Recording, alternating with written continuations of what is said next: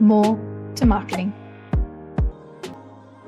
Welcome to More to Marketing, the podcast that explores marketing, product, and everything business. I'm your host, Susan, and I decided to do a special episode on the festive period on Christmas presents. What is their history? What can we unwrap there? And what surprises does it tell us? Now, I do have a previous podcast you can listen to in regards to how Santa came about, so please feel free to go and search that one. But today we're going to focus on Christmas presents. Now, where did they come from? Why are they here? And why are they worth a fortune to the economy now? Christmas gift giving didn't start with sleigh bells or even with the birth of Jesus. Way back in ancient Rome, people celebrated, I'm going to try and say this one, Saturnalia, a winter solstice party from December 17 to 23. Food, drink, and public banquets ruled the week, but something even more magical happened, and that was private gift giving began to explode. Romans exchanged modest gifts, and these included things like candles, figurines, and even gag gifts designed to amuse and maybe even unnerve their friends. The rule was simple: cheaper gifts meant closer bonds. I wish that was true now. Even slaves and masters swapped presents, upending social ranks for a day. And these were called singulara. I may have pronounced that very wrong. Now, the great thing about this is the ancients gave practical stuff too. So laurel twigs, gilded coins, wish I got some of those, and nuts to wish each other good health, often honoring many of their gods and goddesses, particularly Centurina. Now, entering the Christianity era, by the 4th century AD, stories about Magi, those famous 3 wise men, were front and center. According to scripture, the Magi brought gifts of gold, frankincense, and myrtle to Jesus, marking the act of gift giving as a spiritual, powerful thing to do. Now, going to the 3 Kings Day, Christian communities exchanged gifts to echo this holy gesture on January 6th. But another figure shaped the tradition forever, and that was St. Nicholas. Since the 4th century bishop was legendary for giving many gifts to the poor, slipping coins into shoes and hiding treats for children. Over centuries, St. Nicholas has morphed into Santa Claus. Father Christmas, St. Nicholas, many, many names.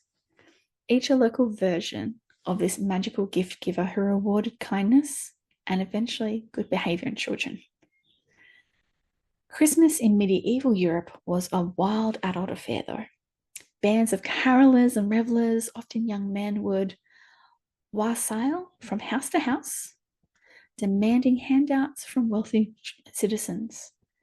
Gifts weren't for children. They were tokens of more sustenance or charity, and sometimes tributes to local rulers. By the turn of the millennium, and really during the Reformation, a new movement took hold, and that was gift giving for children, particularly inspired by saints' legend. Now, the intention was to keep kids at home and have that connection to a holiday that was joyful, with full of spirits and joy and happiness and everything. In the Netherlands, for example, presents started appearing on St. Nicholas Eve, which was actually December 5th, a tradition-inspired cultures far beyond Europe. Now, how did this transform? So, how did it get more cozy and commercial and a little bit for everyone? We can credit the Victorians. By the 19th century, especially in England and the US, Christmas shifted from rowdy public revelry, we had carolers everywhere and all that kind of stuff we just spoke about, to private, family-centered celebrations. Many can also thank Charles Dickens and his classic A Christmas Carol. The holiday became about generosity, warmth, and most crucially, through the exchange of gifts. Because we are talking about a gifting podcast here, so I have to say that. The new look for Christmas featured decorative trees, carefully wrapped presents under the branches, and children in the spotlight. Father Christmas, or Santa, took over, bringing joy to households and shaping the rituals we know today. Stockings by the fireplace, a wish list mail to the North Pole, and maybe some crazy people running around the shopping centre for presents. Anthropologists like Marcel Marras have shown that gifting gifts is never just about the stuff. It should be about relationship status and social bonds. Gifts create obligations sometimes. They can signal recognition, and they can also reinforce networks of trust. At Christmas, this tradition has grown into choosing just the right gift to show care, deepening connections, and celebrate community. But, of course, marketers got in here, didn't we?